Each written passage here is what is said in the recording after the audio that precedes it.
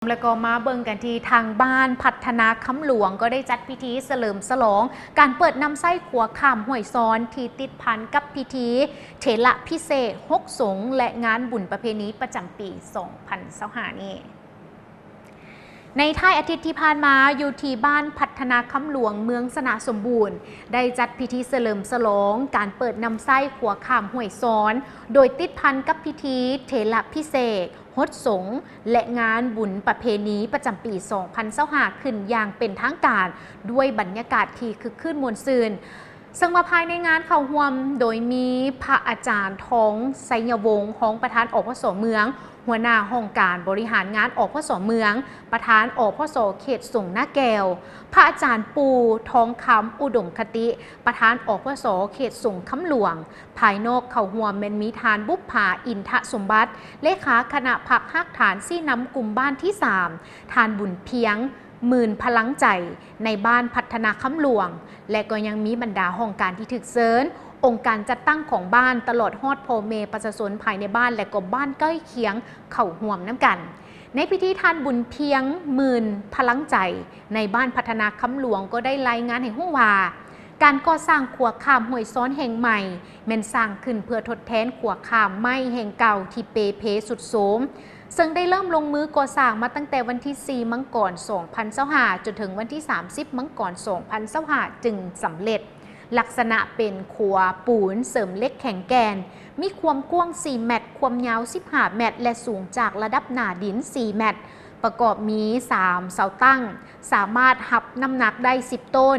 ซึ่งทึนแมนได้จัดระดมน้ำพ่อแม่ประชาชนภายในบ้านพัฒนาคำหลวงมูลค่าแมน 88 ล้านกว่ากีบจากญาติพี่น้อง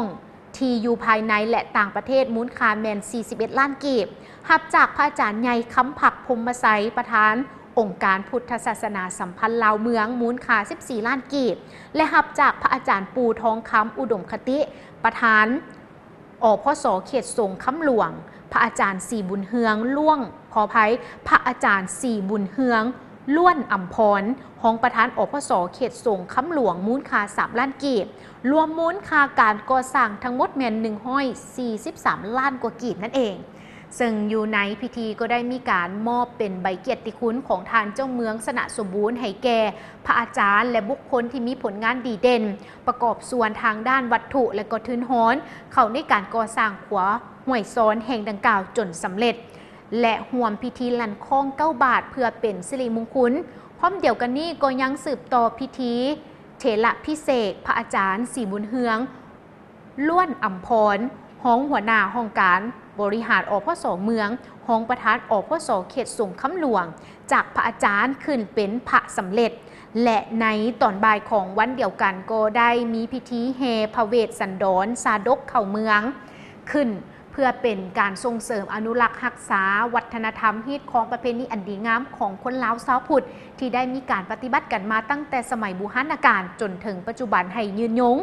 นอกจากนั้นก็ยังได้มีการสมทบทุนเข้าในการบูรณะซ่อมแปลงวัดวาอารามภายในบ้านดังกล่าวที่ยังบ่ทันสำเร็จอีกด้วยโดยมีพระอาจารย์ปูทองคำอุดมคติประธานอพส.เมืองเขตสงคำหลวงพระอาจารย์4บุญเฮืองล้วนอัมพรหัวหน้าห้องการบริหารอพส.เมืองห้องประธานอพส.เขตสงคำหลวงนอกจากนี้ก็ยังมีทานบุญเพียงหมื่นพลังใจในบ้านพัฒนาคำหลวงมีพระเถระนุเถระภายในเขตสงคำหลวงพร้อมด้วยองค์การจัดตั้งของบ้านพ่อแม่ประชาชนเถ่าแก่แนวโฮมหญิงชายน้อยใหญ่ภายในบ้านและก็บ้านอ้อมข้างเข้าร่วมกันอย่างหลวงหลายและนี่ก็ถือได้ว่าเป็นอีกหนึ่งงานที่เพิ่นได้จัดขึ้นกับพิธีเฉลิมฉลองการเปิดนำไส้ขัวข้ามห้วยซ้อนและพิธีเถระพิเศษฮดสงพระอาจารย์นั่นเองกับงานบุญประเพณีประจำปี 2025 ท่านผู้ชมทั้งหมดนี้ก็ต้องขอบใจข้อมูลข่าวข้างนี้จากทางห้องการทวทของเมืองสนะสมบูรณ์